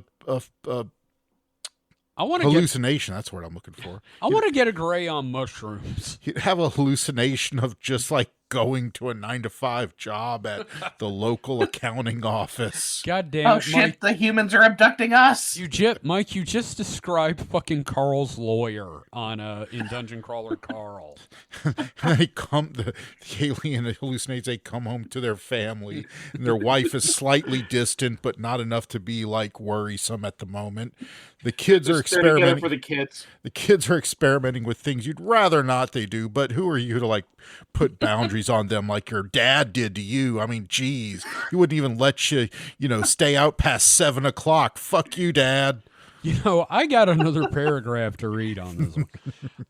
Because I was going to say, this has gotten shockingly woo. Oh, yeah. Iron bars, crucifixes, and crosses of iron. Iron cross. They're fucking fey. Have traditionally been used to ward off incubus and succubus attacks. So crosses, iron crosses and iron crosses. You think iron crosses would be like iron plus cross, so it's better. Iron crosses, it's just saying if you were a German World War I flying ace, you were safe. Yeah. Who doesn't get abducted? Simon Belmont. That's true. Well, And you have a flaming chain whip. Okay. This next sentence starts with, I know what they're talking about here, but you'll see. Metal fans and bar magnets crossed over the chest have recently been reported to help against abductors. Now, metal fans, do they mean fans made of metal or fans of metal? Oh, sweet. Like Aussie fans. Like long-haired guys in black shirts. And just lay one of those across your chest and they'll beat the fuck out of the gray. Well, yeah, Experiment with bar magnets to attain the polarity that works best for you. Okay, so basically, I'm being abducted by aliens. I need to call Alex Chu. Yeah, I was gonna say. And get the rings. Well, if I already have the rings on, can I just sleep like a vampire with my hands across my chest and be protected and live forever? And apparently, yes. Alex Chu hasn't been abducted. Like, he does everything else on his YouTube, but he hasn't mentioned it. I don't think they want him. They've seen the Gatorade bottle. Yeah, they've seen that chunky Gatorade bottle. Here's the problem. I don't think we can watch that, Lenora. I think we'd all just throw the fuck up. I know we said we would, but like every time I've tried to watch it, I start gagging. It had chunks floating in it. Those did not come out of his pee hole, so therefore, that's growth. Oh, here's an interesting chapter after that. What abducting entities in other cultures tell us about Greys? What do they tell us? Well, it's mostly talking about the Fae, and that the Greys are Fae. Okay. Faye Dunaway? No. Faye Valentine? Just like they're the fucking Tommy Knockers, just like they're the Kentucky Goblins. Yeah? Yeah. Excuse me. Yeah, okay, so it's this author bitching about other researchers ignoring the fact that you can beat the fuck out of an alien. And, yeah. Hey, copyright 1998. There we go. This guy just, wants to assault an alien. I think this author is dead because she was born in 1926. Jeez. Yeah. Holy shit. Well, she could be 100. I got but sad news for us. What's that? Alex Chu ain't looking too good.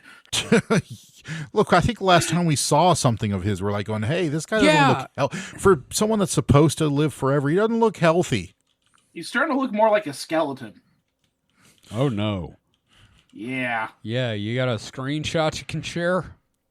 Yeah, also, I think he wants us to play Monopoly. His last 3 videos have been about Monopoly. I don't know what to tell you guys. I'm gonna send you a good screenshot of like what it's like on Alex Chu's YouTube. Oh wow, yeah, no, I just found his YouTube. Wow, he's like gonna fucking die. Yeah. I like that he's got the 3 sticking up. My 2 dreams prove Trump will invade Venezuela, but will be defeated in That's a month ago. He had already done that.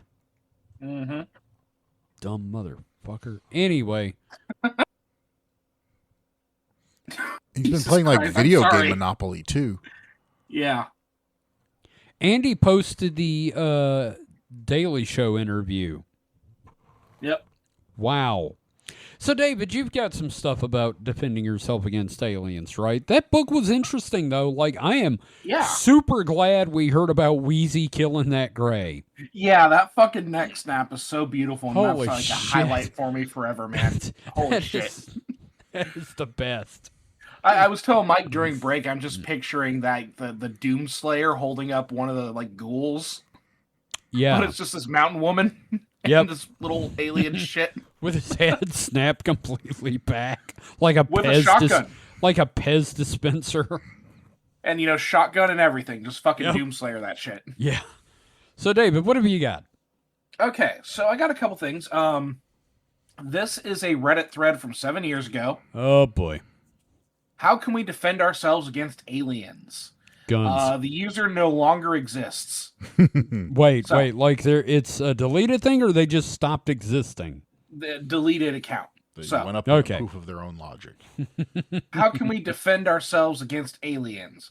I know many people would say, don't bother, but what steps could we take to maximize our chances of surviving and then defeating them following an invasion? I'm going to say don't bother. Let's see. First reply, and I think it's the fucking... Okay, there's a bunch of deleted accounts in this thread. Holy shit. First post. We don't need to defend ourselves. They have been here for a very long time, and we continue to live on. They're not nearly as aggressive and war-minded as we are. In fact, most of them are very loving and kind. Complete with a hug emoji and hearts. Aw. Next so reply. Love the aliens. You sound just like that E.T. shill Stephen Greer. Well, he's not wrong. I personally really enjoy books by Dolores Cannon, such as 3 Waves of Volunteers, and I myself have had 2 encounters that are perfectly consistent with the theory of benevolent ETs.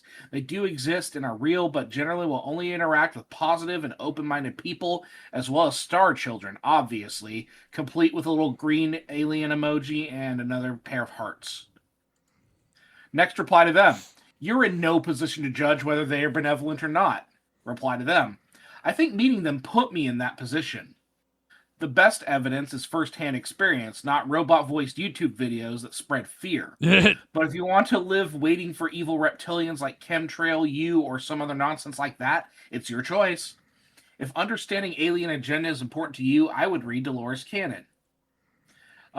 Next reply, can you tell them to hit me up? I'd like to chill with some friendly neighborhood space people. Reply to that. They are telepathic. Keep being open-minded and asking, and it will happen. That's how all my encounters happened. I asked in my thoughts, and they materialized.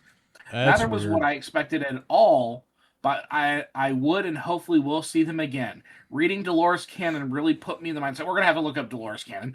Yep. I only saw ships, and I've been asking to see them in person, but nope. I guess it's easier and safer for them to do ships instead of appearing in person. It's also less scary for us, but to see a light object than a highly intelligent being that looks very unusual, complete with a shrug emoji, a green alien, and a butterfly emoji. Okay, Dolores Eileen Cannon was an American author, self-trained hypnotherapist, and publisher. She was a leader in the New Age movement and a promoter of fringe theories relating to aliens and alternative realities. Specialized in past life regression, she gained notoriety for claiming to be in contact with Nostradamus through her hypnosis sessions. Oh, wow. She died in 2014. So okay. Good. Yeah, there we go. We'll have to see what has been published. Here we go. Got another one from a deleted user. We have weapons and have been building planetary defense systems for years now. Humanity also has advanced cloaking devices and the means of producing deadly bioweaponry and nano weapons as well. Humanity might be the most dangerous species in existence. And then finally, a non-deleted user, I'm not going to say their name, but, quote, ever since secret CIA research station in charge of Operation Pocket Sand was overrun, I don't think you can say we're the most advanced. Operation Pocket Sand? Yes, it's Pocket Sand in all caps with all the periods. It's supposed to be an acronym, but they're doing a Dale Gribble thing. Okay, all right. Yeah. Okay. But, you know, that's just some of the discourse from 7 years ago.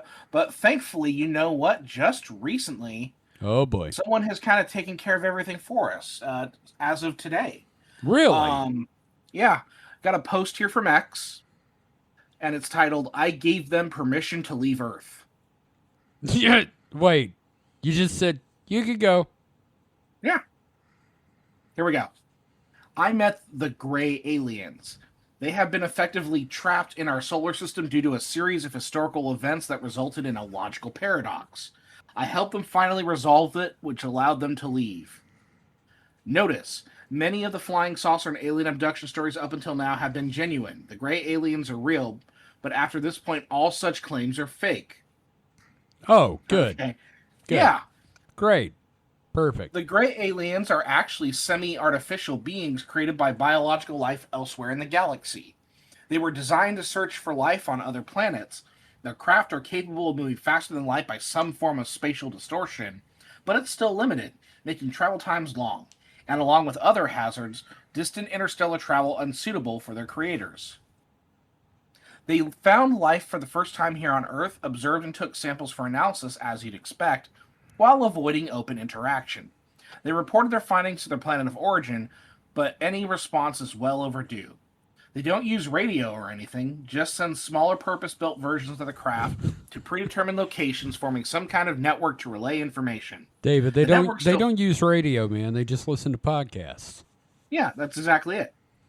The network still functions, but they believe their planet of origin suffered some kind of cataclysm. They believe that, but they don't know for sure. Yeah.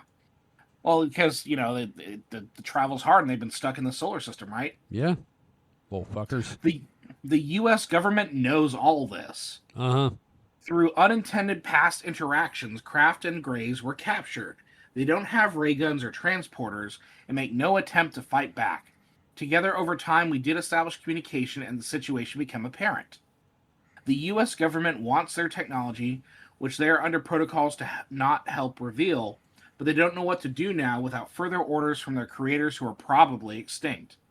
I told them that they should do what they were designed to do, go explore space looking for other life, and then maybe come back and tell us if there's nobody else to tell. They left. I think it's for the best. So there you go. So he told them, go explore and come back and tell me what you found. Yeah. So he is the manager of Gray Aliens. Mm-hmm. Wow. I mean, there was like a position that was open because they couldn't get in touch with their planet. Was that on LinkedIn? Because, I never get that one. I always just get we're looking for, a medical coder. Here we go. Here's a great reply. I just spoke to some Greys and told them you were a stupid cunt and they agreed. Ciao. Oh, cool. Australians. Neat. Yeah, it's a fun little thread. They left, and then thanks for doing that, Anon. It gives our planet more breathing room at least, but who will fill that vacuum next? So again, we don't have to worry about defending ourselves from these encounters because the Greys not now. Yeah. When did he do this? January 28th. Oh, okay, cool. Yeah, at about 11:20 p.m. Pacific Standard Time. Real cool. Nice. Yeah. Okay, so the book was still valid up until a couple days ago. Yeah, it's nice to have that kind of okay, we can relax now. Yeah, awesome. Yeah. Nice. Mike, you happy about that? That Yes. we don't have to worry about it because this dude said, hey, go be Star Trek? Sure.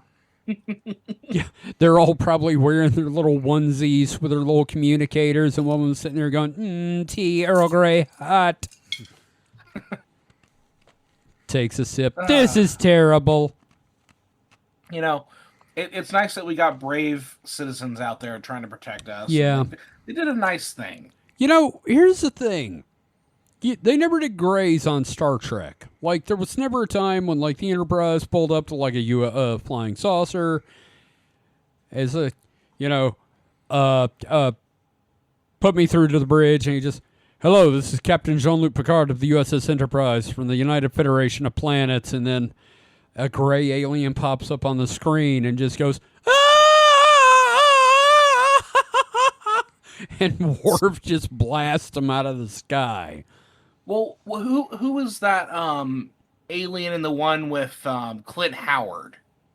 Oh, man, yeah. The one that looks kind of like a gray?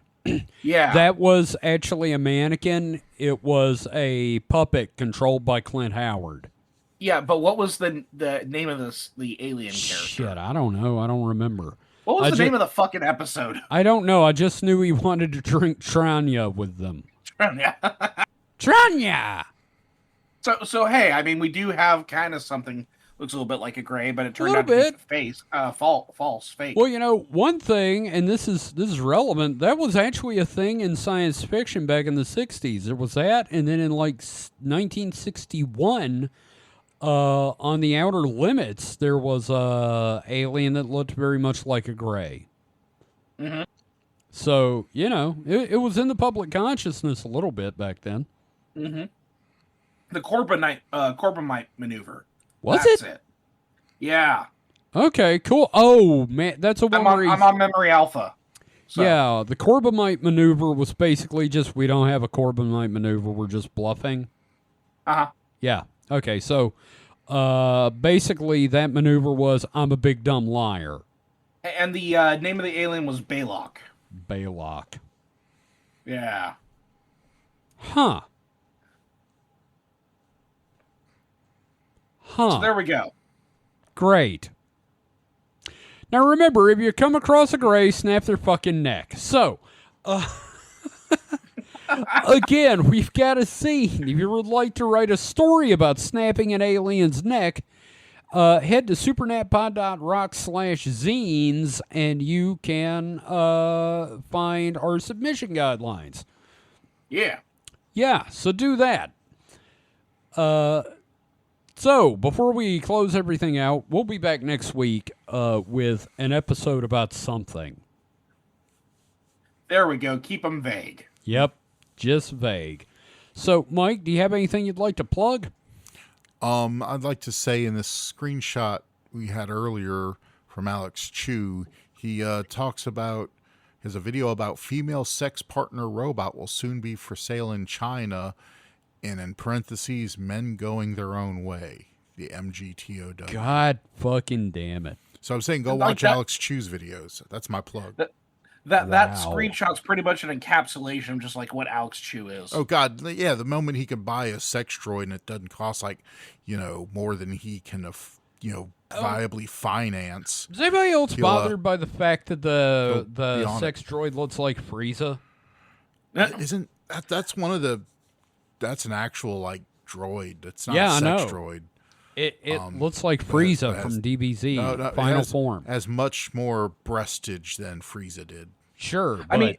I mean, this screenshot not only has weird Chinese nationalism, it has this kind of Nazi-esque flag. He looks like Skeletor. Yeah. He's got some weird focus that he's into right now, which happens to be Monopoly. He's got prophetic dreams, and he's got misogyny. It is and a fuckbot. Yeah, and soon to be a fuckbot within the next. Yeah.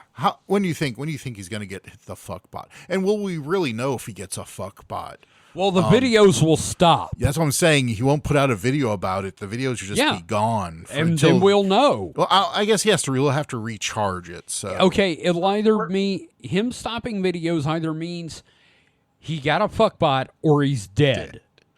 Remember that he had that whole entire video about how to shop for a sex doll? Yes.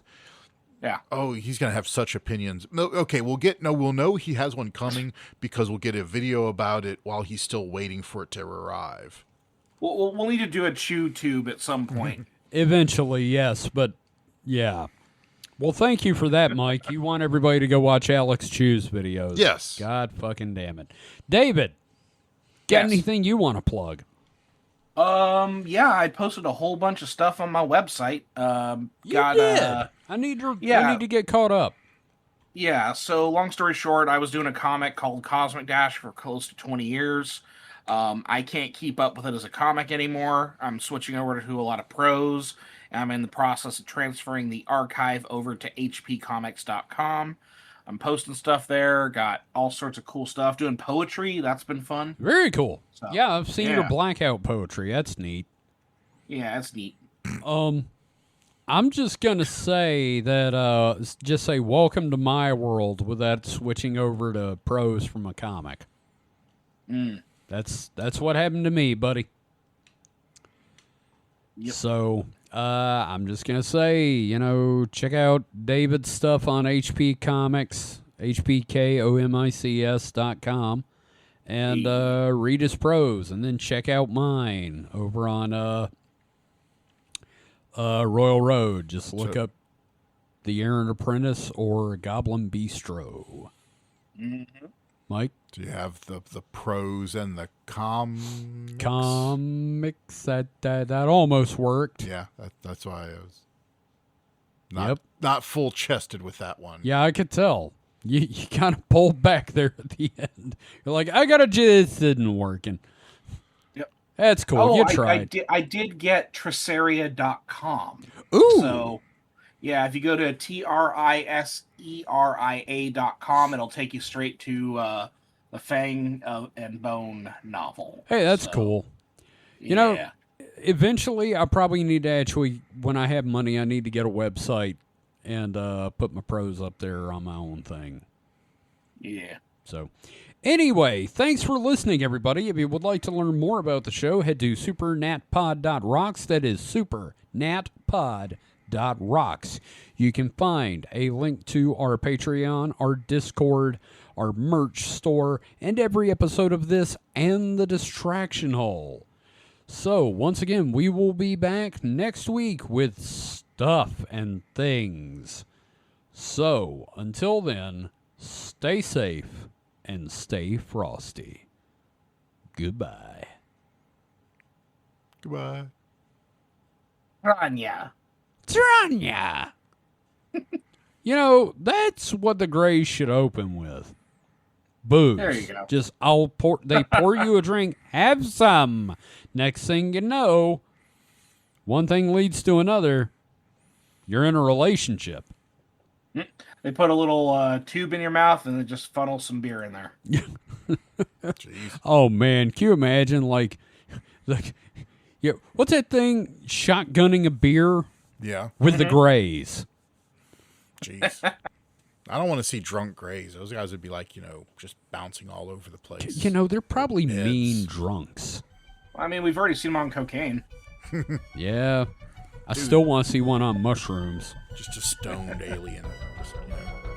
Dude, man. They did a whole fucking movie about that, Mike. Yeah. Yep. All right.